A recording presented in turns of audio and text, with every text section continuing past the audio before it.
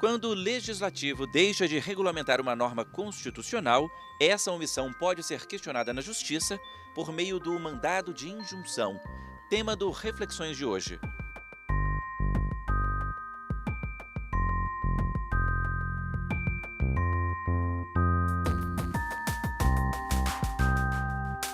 Utilizado para suprir uma lacuna legislativa, o mandado de injunção busca regulamentar uma norma da Constituição quando essa tarefa não foi feita pelos poderes competentes, o que torna inviável o exercício dos direitos e liberdades constitucionais e das prerrogativas inerentes à nacionalidade, cidadania e soberania. A nova lei do mandado de injunção, em vigor há mais de 6 meses, é um dos assuntos do nosso programa de hoje. Nossos convidados comentam as mudanças e falam sobre separação de poderes. Veja um pouco mais sobre eles. Renato Erani, advogado, professor de Direito Constitucional e doutor em Direito do Estado pela Pontifícia Universidade Católica de São Paulo. Marcelo Novellino, procurador federal, professor de Direito Constitucional e doutor em Direito Público pela Universidade do Estado do Rio de Janeiro. Bom, e dando início à nossa discussão de hoje, nós precisamos lembrar que existe uma crítica que se tornou comum nos últimos anos. Vários parlamentares acusam os tribunais de legislar. E a pergunta que eu dirijo aos nossos convidados inicialmente é essa. É correta essa crítica que é feita? Os tribunais estão legislando e se eles estão legislando, eles fazem isso dentro dos quadrantes que a Constituição desenhou aos tribunais ou há extrapolação? Bem, a meu ver, a crítica tem uma certa pertinência. De fato, nós temos determinadas decisões do Supremo Tribunal Federal na qual ele legisla, atua como um legislador positivo. Um exemplo clássico é a decisão do mandado de injunção 708 sobre o direito de greve, onde os efeitos foram erga omnes, né? Ou seja, ele criou uma lei adaptando a lei da iniciativa privada para os servidores públicos. Agora, a meu ver, o que tem que ser discutido e debatido é se é legítimo ou não essa atividade por parte do Supremo Tribunal Federal. Porque muitas vezes, quando se faz essa crítica, é com base numa separação de poderes antiga, clássica, na visão de Montesquieu, ou com base no mito, no dogma do legislador negativo do Hans Kelsen. O Kelsen, quando tratou dessa questão do legislador negativo, na época já foi um avanço tremendo, para a época, né, o início do século passado, e para uma Constituição tipicamente liberal, que não impunha tarefas aos poderes públicos como a nossa Constituição atual. A meu ver, nós não podemos trabalhar com essas ideias na sua visão clássica, porque hoje nós temos uma Constituição que impõe aos poderes públicos tarefas, e essas tarefas, quando não são cumpridas devidamente, fazem com que o Judiciário tenha que atuar. Para isso, nós temos esses instrumentos, como mandado de injunção, e ação direta de inconstitucionalidade por omissão. Marcelo, só para então tentar fazer um desenho breve dessa situação. Nós temos, de um lado, instrumentos na Constituição, antes de ouvir o Renato, instrumentos na Constituição que determinam, no fundo, uma atuação normativa ou legislativa ou paralegislativa, vamos dizer assim. E existe, de outro lado, também direitos, não é, que você comentava agora, existe uma evolução constitucional que levou a direitos sociais, enfim, a um Estado que não é apenas um Estado liberal, né, que faz com que o judiciário também tenha uma postura diferente. Quer dizer, nós temos são dois caminhos distintos, né, e que a gente vai, claro que eles se cruzam eu acho que em muitos momentos, né, mas de qualquer maneira existe um mandado de injunção como instrumento objetivo da Constituição, visando especificamente uma atuação normativa. Essa é a sua visão? Acho que de fato a gente precisa pesar adequadamente essa crítica, porque parte dela, embora seja verdade que realmente o Poder Judiciário hoje exerce um papel diferente do papel que se via há 50, 60 anos atrás, isso é, em parte, por conta da própria evolução do constitucionalismo, né? O próprio conceito que hoje nós temos em relação às constituições, né? A se pensar em constituições com naturezas que busca transformação social, direitos que precisam ser efetivamente implementados, e que decorre disso uma dificuldade do próprio funcionamento dos poderes de levar à frente esses projetos constitucionais, faz com que, em certo momento, o Poder Judiciário tenha uma atuação mais ativa, né? Então, esse é um aspecto importante. Mas existe também por detrás dessa crítica algo que de fato preocupa, que é uma deficiência no funcionamento dos próprios poderes, né? E a crítica maior é que se faz ao Poder Legislativo.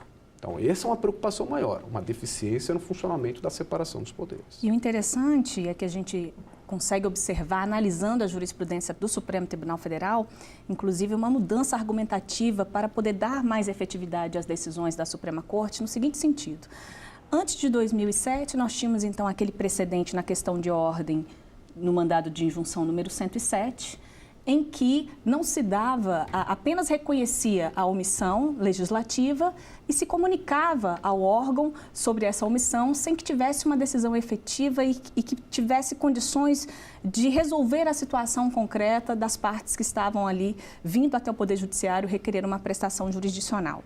A partir de 2007, nós tivemos essa mudança de orientação da Suprema Corte, e aí a doutrina argumenta que passou-se a ter a teoria concretista a partir daí, onde não só se declarava a omissão legislativa, mas tentava-se, a partir de uma legislação aplicável, isso se deu tanto na questão da greve dos servidores públicos quanto na questão da aposentadoria especial, pegava-se ali leis, né, que existem no âmbito privado, e que foram aplicados por analogia nessas situações em que havia uma omissão do poder público. Mas, de certa forma, isso acabou resolvendo a situação daquelas pessoas que vinham até o Poder Judiciário. Não é mesmo? Não, perfeito, José. E agora, olha que ponto interessante, porque a própria legislação agora do mandado de injunção aceita tal condição, a que o Supremo Tribunal Federal regule provisoriamente.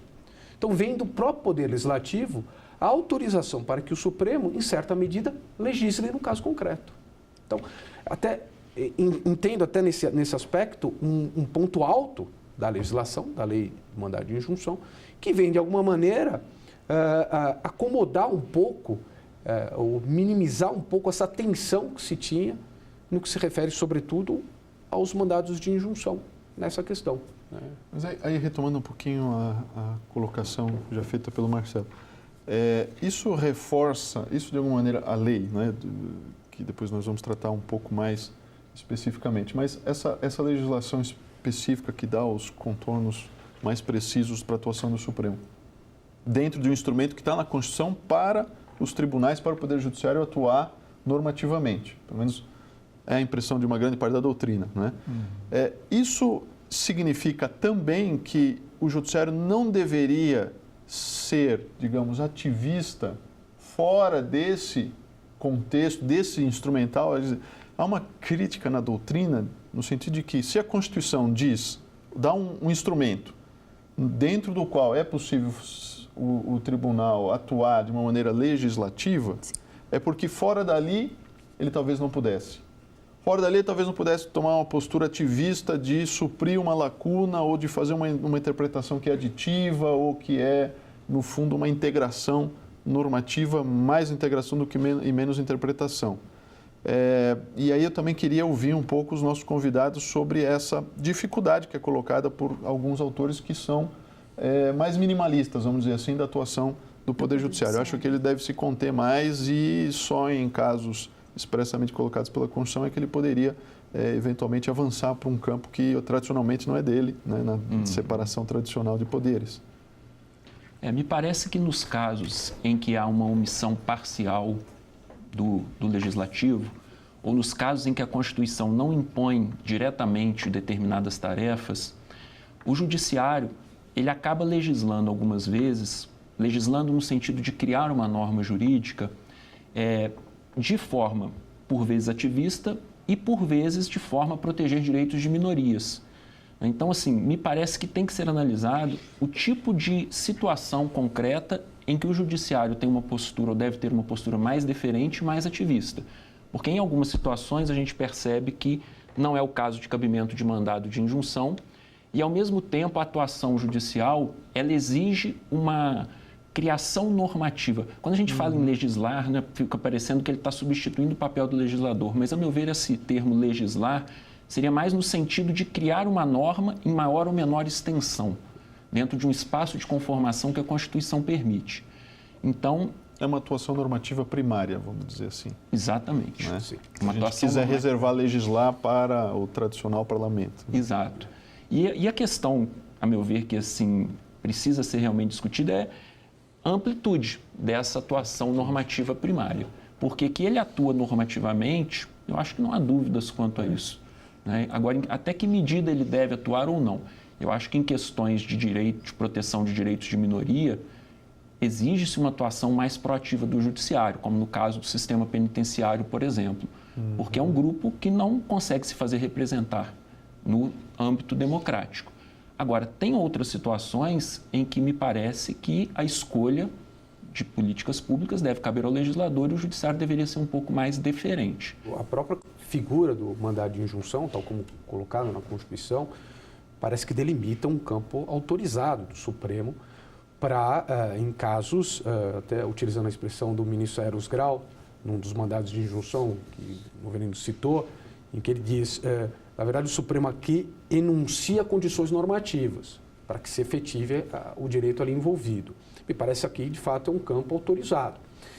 Mas o problema talvez, de fato, venha, para se dimensionar adequadamente esses limites, o problema talvez esteja agora em como vamos utilizar, ou como o Supremo vai utilizar, a autorização de regulamentar provisoriamente as omissões parciais.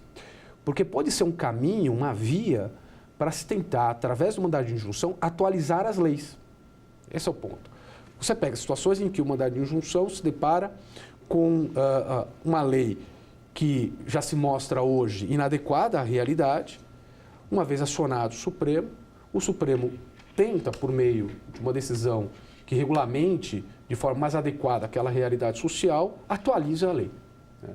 Isso pode ser um problema. Eu acho que isso tem que ser visto com certo cuidado, né? Nós estamos falando, de fato, de omissões reais, omissões que se mostram já no tempo, né? Omissões em que você já tem aquela sensação de que, de fato, o legislador deveria atuar e não atuou, né? Então, esse é um ponto importante. Eu acho que a gente poderia também aproveitar a oportunidade dessa reflexão para tratar também, porque a Constituição ela tratou do mandado de injunção e tratou da ação direta de inconstitucionalidade por omissão como instrumentos para poder suprir essa omissão legislativa. E há diferenças, embora tenham algumas semelhanças, temos também as diferenças e eu acho que a principal residiria exatamente no fato do mandado de injunção ser um processo subjetivo e o processo da ação direta de inconstitucionalidade por omissão ser um processo objetivo. Então, o ponto fundamental da diferença que eu poderia citar seria exatamente no interesse jurídico que se busca. Além disso, quais seriam as outras diferenças que nós poderíamos mencionar em relação a esses dois institutos? Seria o caso de falar dos efeitos dessas decisões? Seria um ponto que os diferenciaria? Agora, Gisele, se me permite, então, na verdade, ainda falando de proximidades, né, pela legislação, há uma possibilidade de aproximação ainda maior do mandado de injunção em relação à ação direta de inconstitucionalidade por omissão, no que diz respeito aos seus efeitos. Exato. Então, aí talvez a gente até possa deixar para abordar isso juntamente com a abordagem no segundo bloco da legislação específica, não é? A gente vai para um intervalo e volta daqui a pouco para falar mais sobre o mandado de injunção. Até já.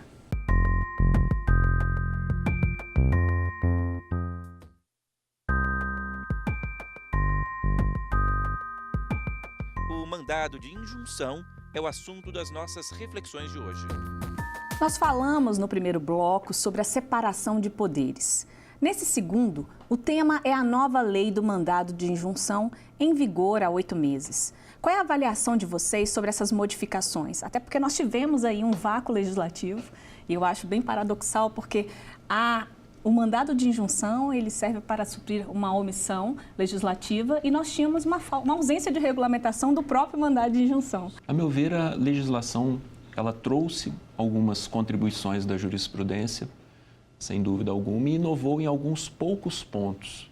Eu destacaria 2, com relação à legitimidade ativa do mandado de injunção coletivo, ao incluir a Defensoria Pública e o Ministério Público, que embora não tivesse previsto anteriormente no mandado de segurança coletivo, cuja lei era aplicada por analogia, a doutrina já sustentava que teria legitimidade para a propositura. E o aspecto dos efeitos da decisão.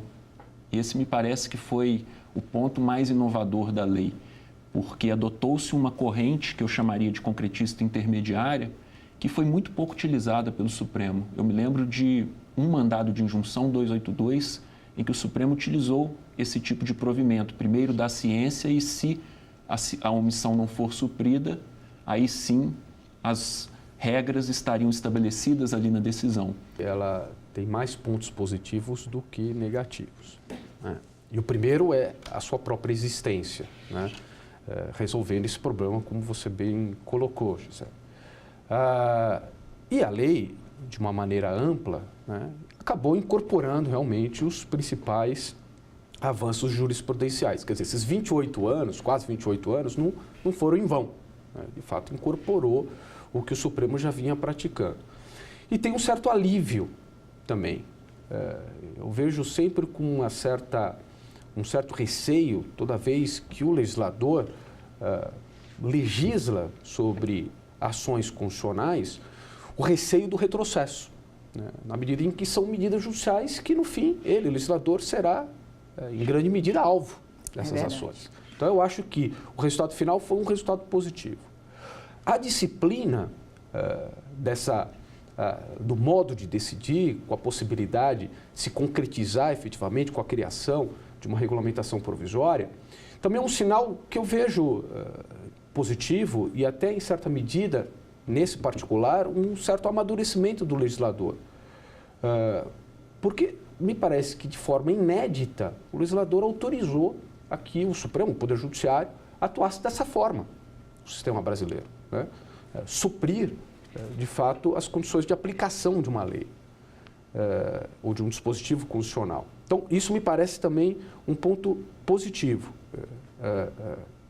O fato também, e esse é um outro ponto que também destaco, mais uma vez a gente toca nesse assunto, o fato também de deixar expressa a possibilidade da omissão parcial, também achei muito interessante nesse aspecto. Também vi como um ponto positivo. Agora, também tem pontos negativos aí, né, nesse contexto. Quais seriam? Um desses pontos que eu vejo com uma certa preocupação é a falta de uma regulamentação de uma liminar, né? Principalmente nesse contexto em que se dá um prazo para a execução, a criação da lei, se não implementada, e sim entrará em vigor as condições estabelecidas pelo Supremo. Como é que fica nesse período, né? Criação de uma lei não é um prazo curto. Se ele der 3, 4 meses, vai ter que se aguardar 3, 4 meses.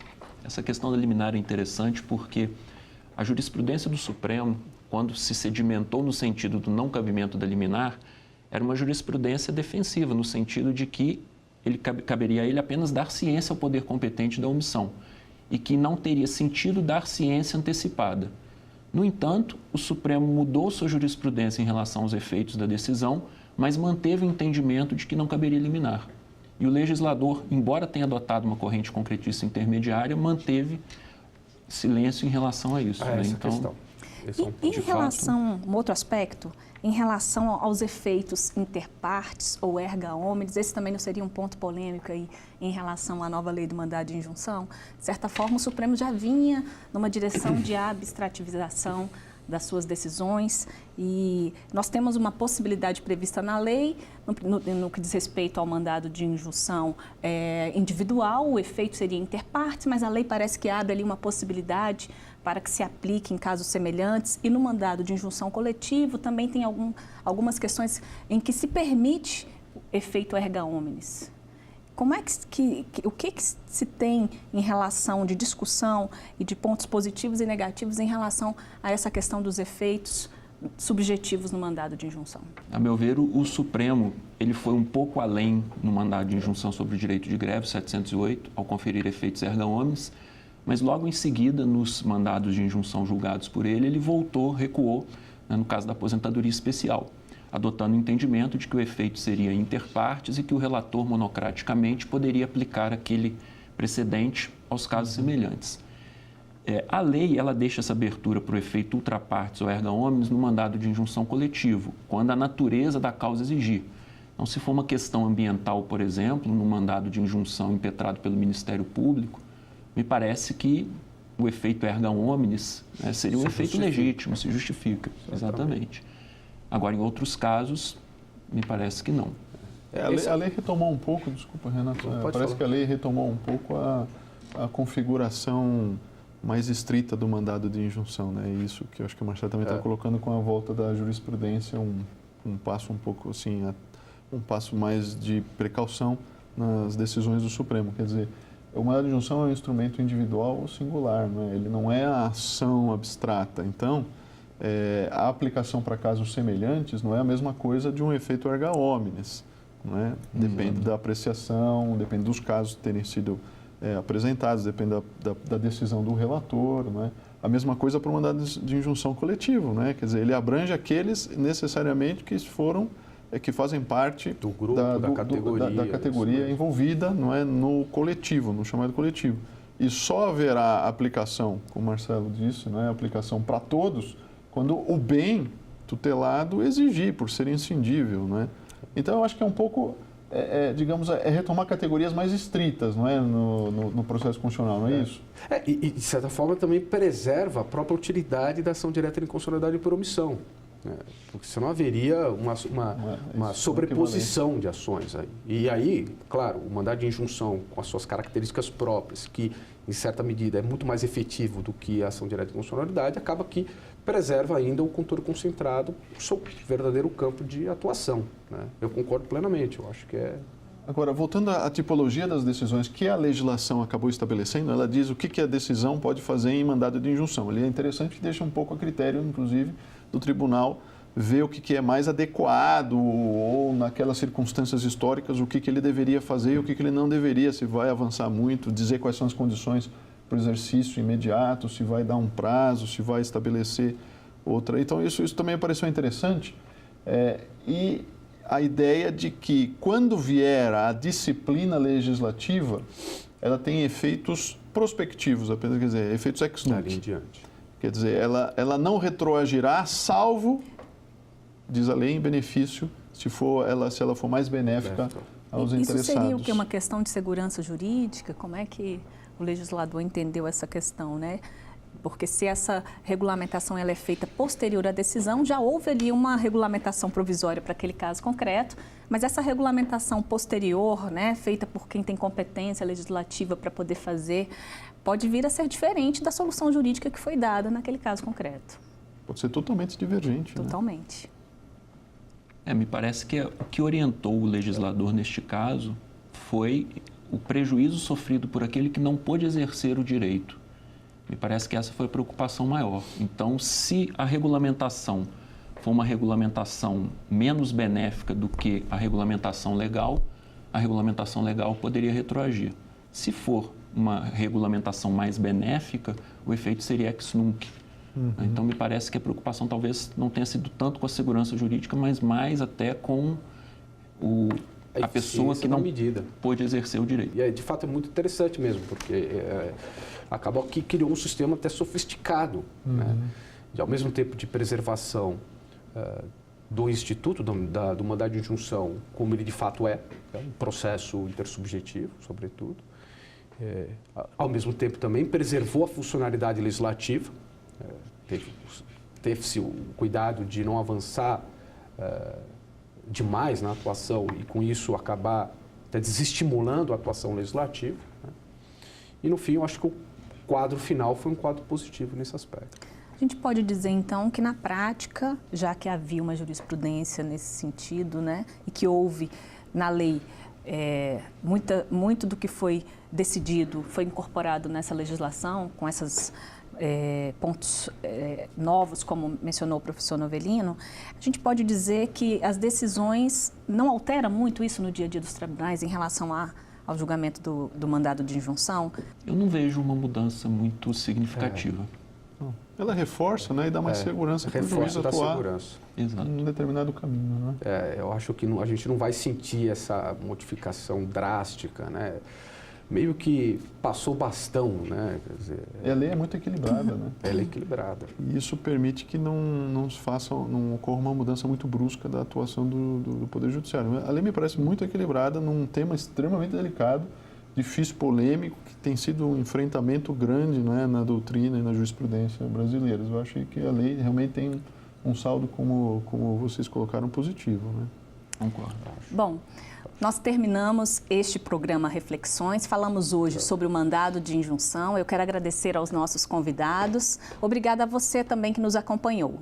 Você pode rever esse programa aqui mesmo na TV Justiça ou no nosso site tvjustiça.jus.br. Muito obrigado pela companhia e até o próximo Reflexões.